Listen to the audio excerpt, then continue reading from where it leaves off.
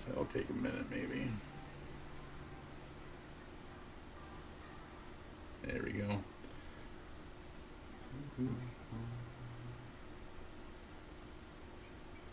Hello everybody in the YouTube world. Might take a couple minutes for people to join. I was looking at the delay. Hey, I took my glasses off. Mm-hmm. What's going on, George? See, for whatever reason too, it's funny because like people start chatting, but like it doesn't update like how many people are watching. Sometimes nobody watching. Hello, Jazz. Hello, Johnny. The internet. Isn't it a fabulous thing? Mm-hmm. Back when I first got it, I was excited when I had DSL. DSL. Yep, just so I could VPN into work. God, I remember dialing up still. I think it's maybe 6-8 months of dialing up. It's like, yeah, I'm spending the money. I'm going DSL. What's your question, Jazz? God, the sound of dialing up will just be forever ingrained in my mind. It's terrible. And then DSL, the next you know it's broadband. It's, what? I can do 75 meg downloads from my house now. Yeah. See, I remember downloading songs on dial-up, and it taking, Oh yeah. God. Napster and watching them queue up. Oh God, taking an hour or something. Download nowadays. I'll just go to my Amazon Prime. Just listen to it now. Right. New album comes out. Oh, it was on Prime. Yep. I'll just listen to it for free. Do chickens have large talons, Matt? Well, it really depends on the type of chicken. Oh, all right. I don't think you know anything about chickens. Well, I used to be a world expert on chicken. Especially chicken of the VNC. IP chicken? IP chicken. Yeah, there's another nickel to Gilly. Mm-hmm. Nickel still talks about that. So does me and Greg every time we use it. There's another nickel to Gilly. Can you read this? Or you have to have your glasses on. I can make it bigger. No, I'm good. Usually, sometimes it's the contrast that I lose it in. So, looking to trying to decide between A plus and Security Plus, which are like two different things. I don't know how much you know about certifications, but what I'll tell you about certifications is they are good to have if you're looking to break into the field. I honestly think that once you've been doing something for 10, 15 years, a certification, unless you're working for a company where you're going out to other companies and tell them how to do security stuff, or you're working for a value-added reseller, if certifications are great. But like me, I've always worked for companies. Certification is just something I gotta try to take care of every 3 years to recertify. Yeah. I know what I need to know for my environment and how to take care of my environment. But if I were to pick one, I'm probably gonna lean towards the Security Plus more than the A Plus. Mm-hmm. I don't think you could go wrong with either one of them if you're just looking to get something under your belt to show that you're interested in the field and you have some background in it. I could probably go out right now, read a book, and go get my Security Plus, my A Plus. But it's if you're new to the field, I'm going to tell you that they're not a bad way to go. If you've been in this field IT field for 5, 10 plus years, I personally want to say don't waste your money on them right now. Right. Yeah, they're looking to get into security. I mean, yeah. The A plus is going to get you a well-rounded view of IT. It's going to get you in everything. It literally shows you everything. Where the Security Plus is just a little bit more advanced. They'll dive deeper into some things. Yes, indeed. This guy wants to know what would be a more rewarding career path? One in IT or one in finance? And that's just like two completely different things. It's like off the wall questions here. Um, But see, that's so like that's like a question that we can't answer though, because like what's going to be more enjoyable for them, you know? I think it You know depends what I mean? on. It, now, unfortunately, when you say finance, in my mind, I'm thinking accounting. Um, Back in the day, a lot of folks who were in accounting moved into the IT field because they're both black and white fields. Within finance, you cannot fudge the numbers. You can't fudge. You can't fudge your networking stuff either. Either your networks work or they don't work. I really think it kind of comes down to which one interests you more. I think they're comparable fields in regards to the disciplines. But me, I'm going with IT. I think it's more of a challenge than looking at a bunch of numbers every day.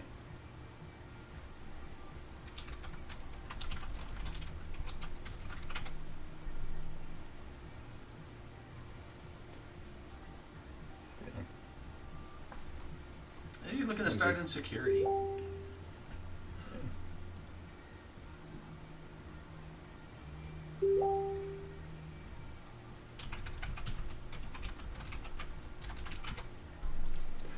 There you go. We'll get that loser in here. Yeah. So yeah, if he wants to get into security, what would you recommend? You know, when somebody asks me about security, it's always just like I always just instantly go to networking, because that's how you're going to secure. I mean, you can secure computers and stuff, which is generally fairly easy with, you know, all the antivirus and stuff that's out there, that type of thing. But when somebody's saying security, it's like, okay, I'm thinking like firewalls, and I'm thinking, you know, you're going to set up maybe different VLANs that are going to lock down certain things and things like that. Like I guess that's what comes to my head. What? Well, in my environment, I'm responsible for two sides of two different sides of security. One is, of course, yes, there's the physical securing of the network with firewalls, with antivirus. But then there's also, since I work in healthcare, there's the HIPAA part of it, the policies and procedures on how we're going to address things, how we're going to do our backups, how we do our backups, how we store our backups offline, how do we store our backups once we move them to tape. There's all of that aspect of what the government makes us follow to keep a secure environment. Are we looking at log files to verify that people haven't been trying to hack our systems? Now, when we talk about security, that's the side of security I find more exciting than firewalls and antivirus and ACLs. I like that part of what regulations we have to follow, because some of it's actually rather exciting, of writing our BYOD policy and how we're going to secure our wireless network when people want to bring in their own device. Mm-hmm. How we're going through and actually digging into those log files to see, is somebody trying to log into something that they shouldn't be. That's the part I find more exciting. Like I said, I love the firewall part of it because I really do love looking at, hey, this VPN's not working, why is it? We can't get to these websites, why are we being blocked? When it comes to a challenge of fixing a problem, I think that's what drove me into networking, and that's what also then drove me into security. It's always it's just a challenge of, I don't know, but I'm going to find out, and you start learning where to look. But to get into security field, I think, and I know Zach has mentioned this before, if you get lucky enough to jump into a security position with no background, thumbs up to you. But I really think you want to learn security, you need to get into a help desk, you need to get an internship, you need to get in and learn the environment to better understand how security fits into that environment. And you just don't jump into securing switches and computers, and you really want to get that experience, get in that help desk position. Because that's where most companies are looking for. They're looking for some help desk, and you get into the right company, you can move up the ladder fast.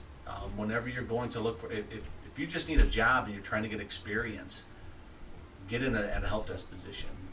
Once you've got experience under your belt and you're looking to make a move, I would suggest looking at companies that have a potential where you can grow.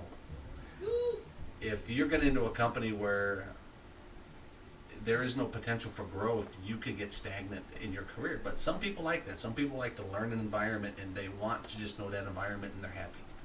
Some people want to get into an environment and want to continue to grow and learn more about that environment and learn new things. I think it really just depends on your comfort level.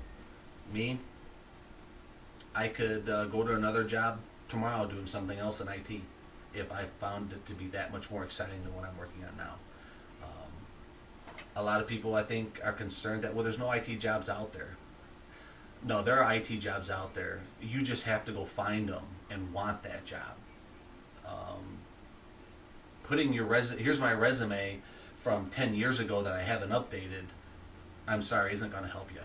You see a job that you want, you need to tailor your resume and your cover letter for that job and be honest about what you know and what you can do.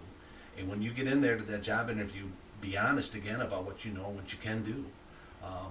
I think good IT folks, and I think one of my strongest skill sets that I have is the fact that I am not a genius, but I'll tell you what, I will find the answer to your problem. Whether it's the right answer or whether it's the answer you're looking for, I don't know. But if you've got a problem and you want somebody to look into and try to fix it, that's what I like to do. So just don't think that I want to be security and that's all I want to do. No, you've really got to know, I don't want to say no IT, but you really got to want to get into IT work. Sometimes security just isn't fixing a firewall. Sometimes security is going in and looking at the PC because the problem is there, not on the network. How often do you find yourself looking at a PC? I'd probably say I look at it since my old job. Every day I was looking at computer problems. Yeah. My new job, I would say at least every other day I'm assisting with, there's a problem with this, something's not working. And, well, let's start here. The problem's not here. Okay. I don't give up there. Just because they came to me and said, this doesn't work, and I proved that it wasn't the firewall, I proved that it wasn't the network, I don't give up there on them. Okay, let's figure out where this isn't working, because I want to know too. In case it comes up again 6 months from now. There's nothing, nothing worse than, I remember that problem 6 months ago, but I let so-and-so take care of it because I didn't want to know. No, I want to know.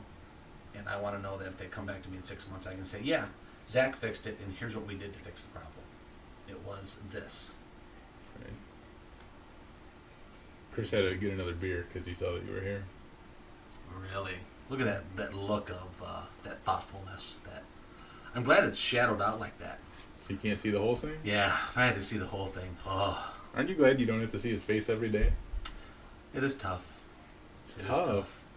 You should be happy you don't have to see tough his face. seeing it. Oh.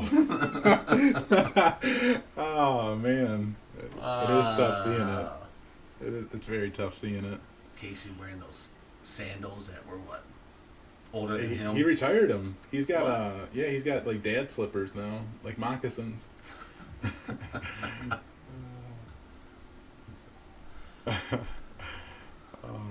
Do you get into Linux at all over there? Yes. To have a well-rounded troubleshooting, you've got to understand Linux. I'm not a Linux guru, but I know enough to do what I need to do on my equipment. James there had mentioned something about Python skills. Any of you guys who can learn another language to help you troubleshoot your problems, that's just more power to you. My weakest skill I have is PowerShell. I used to be able to write batch files back in the day to do what I needed to do. I can fumble through PowerShell, but I really, if I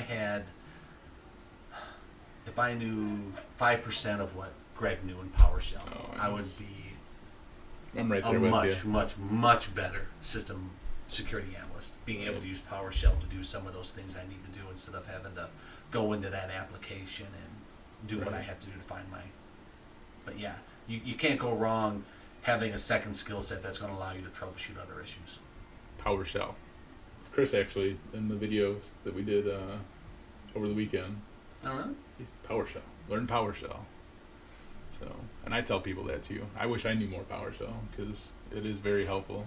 The little bit I do know is helpful. Davis. Kill me. His face kills me. So I you get asked about Linux kind of often, but we only have a couple boxes and we don't even manage them. But I've worked in IT for like 15 years, and I've worked for few places, and I've only run across maybe like 2 or 3 that have actually run Linux. So that's people ask me about this, but I've never really run across it often. I know other people have, but Windows is such a dominant force in the business world. But I think what you see is a lot of the last 2, probably even WatchGuard. A lot of firewalls are some type of Linux-based system, Right. because it can just do the job better than Windows. We do have some Linux servers, but you don't see a lot of Linux until you get into larger environments on the server side. But you're going to see a lot of Linux on the security appliance side of things. Okay. All right. You guys don't have Macs over there, do you? For anything? We have a marketing department, so yes, marketing has Macs. Oh, losers. Just kidding. I like Macs. He doesn't like Macs. He's not a Mac fan. Once you took that second button away, forget about it, man. It's still there. What are you talking about? That's just stupid. It's there. Mouse It's with 2 one fingers. What? It's 2 fingers. You got like 3 finger action and 4 finger action. It's great. Just it's so smooth. No. Whatever. Do you have any advice? Best sources to keep up with security, books, internet courses, anything like that you can recommend? I think you probably get a lot of training and stuff through jobs that you worked and things like that, probably, right? Yeah, I have. I hate to say it. I don't follow a lot of blogs. I don't follow a lot of magazines. I follow more notices that I get from Homeland Security. More notices I get from like the FBI when they're saying, "Hey, we're seeing this type of threat out there, or we're seeing reports of this." I get those, and then I like to research on that. Okay. I don't have. There is one gentleman, and I can't think of his name. He's a gentleman with SC Magazine that would do some in-depth studies of ransomware and crypto lockers. That I used to read some of his stuff, but I hate to say it, I am not a very good at always just jumping in every day and saying, "Oh, hey, what's new here on this site that I like to follow?" I'm more of a what's the hot topic for right now, and then researching that hot topic. Okay. Makes sense. And, we're gonna get lots of questions. But I think there are probably a lot of them out there, blogs or other people's posts to follow. I think it's following those, and I want to say that it's following those that you can understand, and by understand, they're presenting it in a fashion that works for you. Because I've always been a hands-on guy. You want to show me how to do something on something, show it to me. Don't ask me to read the book and figure it out. You show me how to do something once on something, I can build off of that greatly.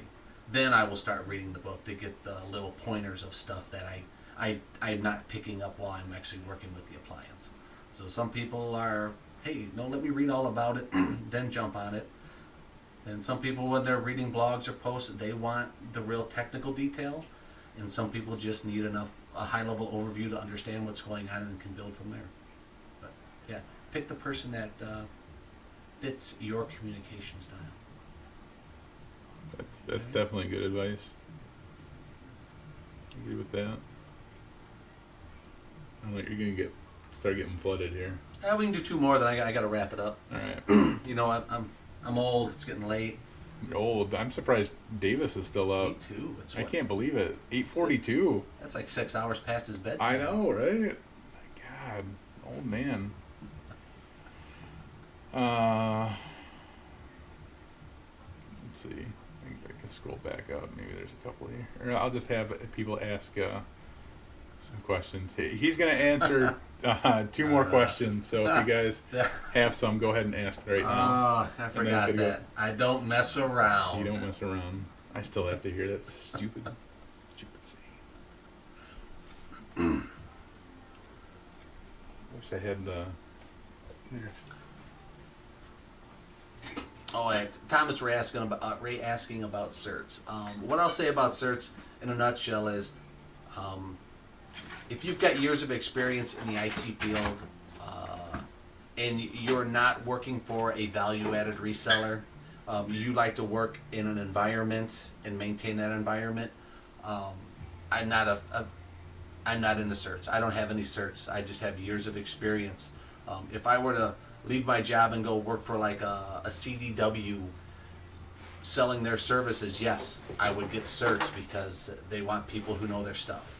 I'm the kind of guy who wants to go into your environment, learn it, and maintain it. So certs, I'm not into them, but it's just because my job doesn't require me to be certified.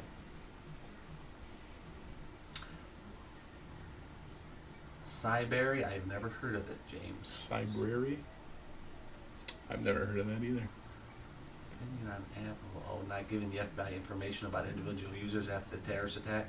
If you're referring to the Apple phone issue,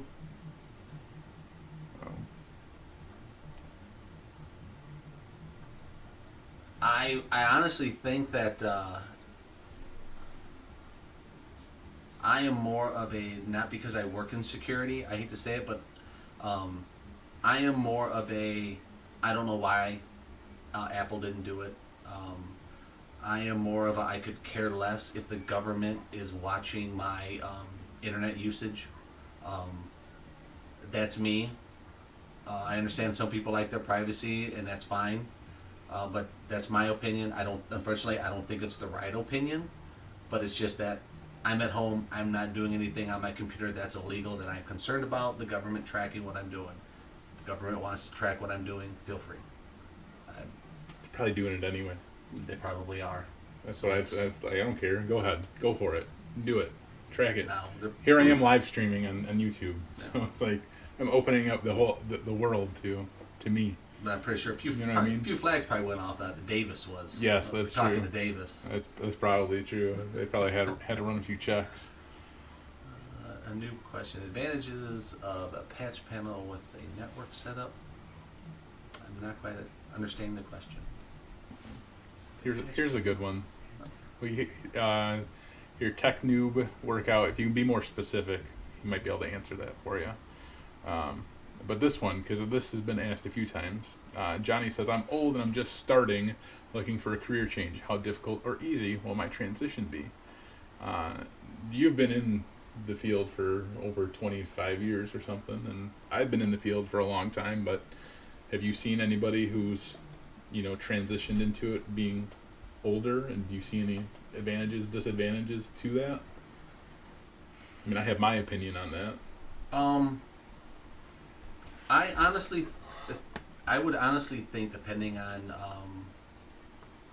that, in my mind, Johnny would have an advantage, I would say, because you have work experience, especially if you can take your work experience and bringing it into that field, as in, I worked for 20 years on a manufacturing line, but yet I was there every day. I helped assist new guys. I helped do this. I helped do that.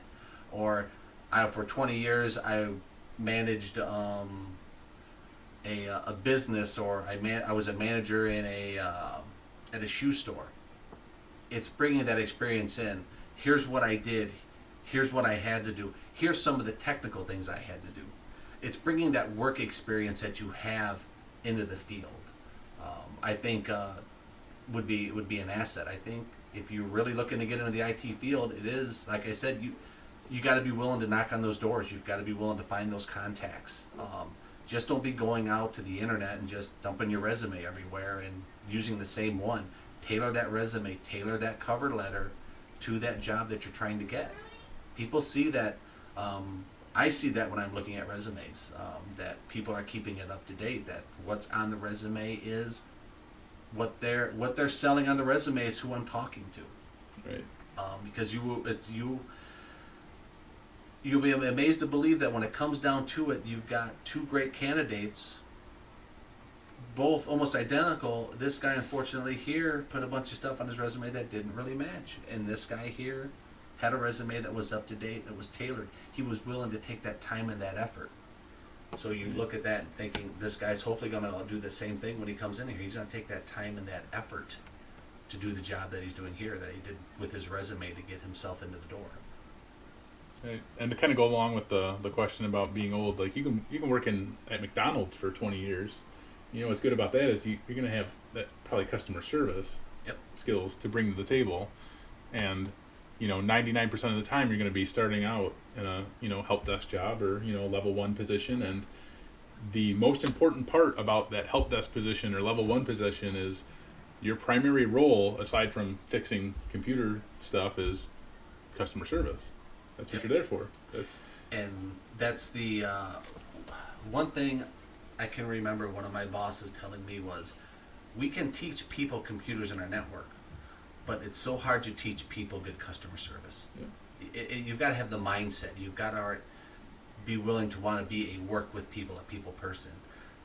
Johnny, I think you've already got good experience there just doing the installs. You've already got your hands on the equipment.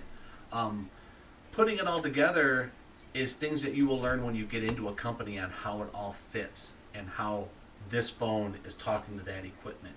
That's where you get that experience once you get your foot in the door, in my mind, doing that help desk stuff. The good help desk guys are those guys who don't just go fix the problem, but want to know how it worked and what we had to do to help them resolve that issue.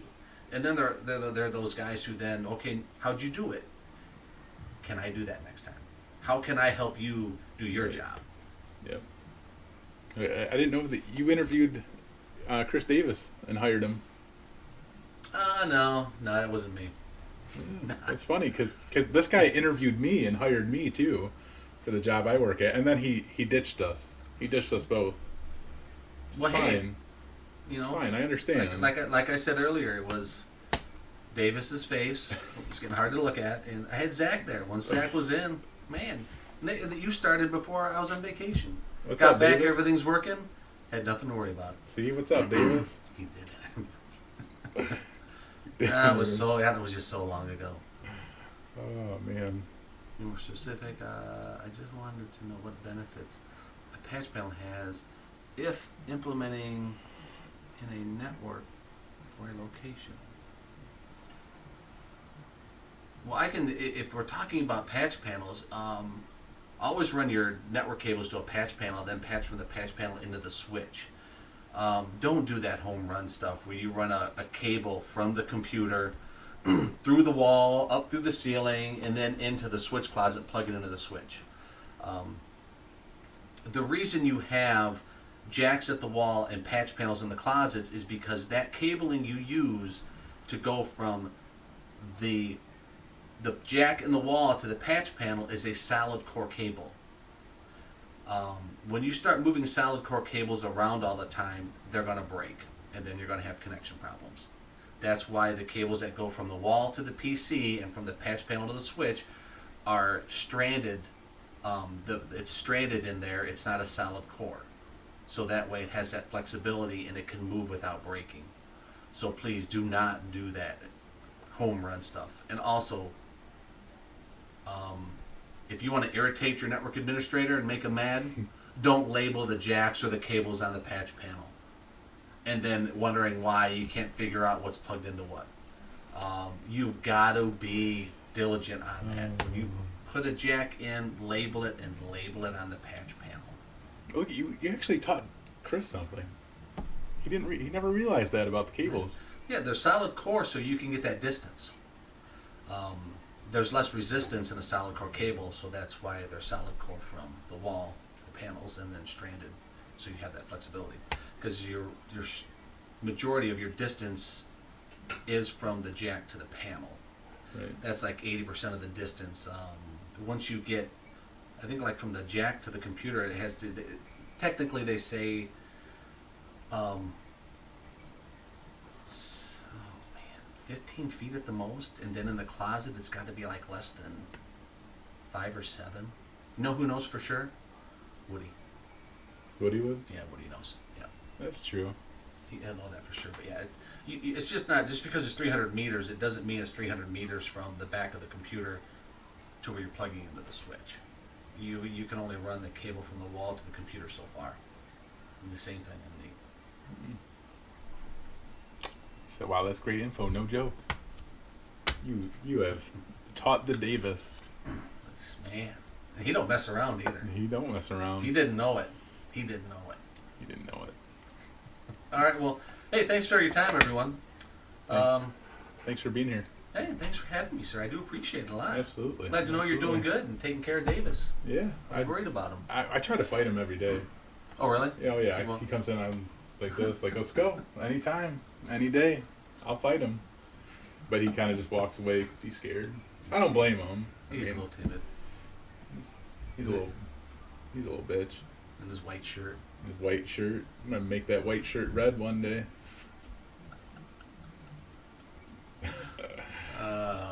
He's probably spitting out his beer right now. Yelling at the dogs. Yep. All right. Well, thank you everybody for the questions and thanks, being here. Davis. Davis, we love you. You're a good guy. You're a good guy. We appreciate you getting another beer. No, we're leaving. We're done. I'm ending the live stream. Anyway, thanks for watching. Thanks for being here. And I'll have the video of the interview that I did with you up, I don't know, soon, hopefully. I probably won't be tomorrow because that one video I recorded was like over an hour long. So that's a lot. That's a lot of video. So anyway, thanks everybody and have a good night.